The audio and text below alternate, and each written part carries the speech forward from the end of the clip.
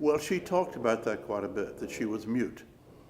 And she did have a hard time finding her voice. But when she found it, it exploded into many colors.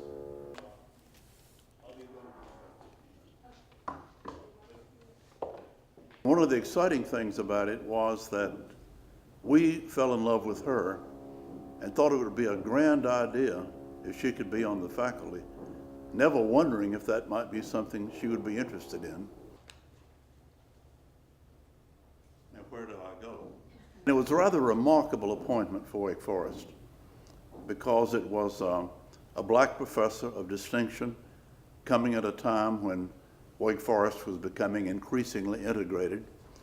And also it was a kind of gesture toward what we thought were the ideals of American democracy, in addition to which we were getting a very distinguished writer and a very fine speaker and a person who would be available to us for one occasion after another.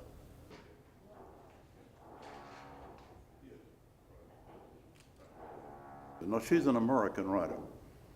Yeah. Though I think the South can be proud to say she came from here.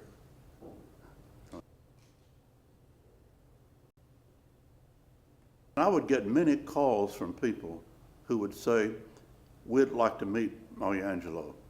Is there any way in which we can meet her? Maybe it was a basketball player that the coaches wanted to recruit, and they felt they'd have a better time recruiting this player if he could meet Maya Angelou. Or it would be somebody who was writing a book. Such a Woman came last year. I hope it's the first edition. It is.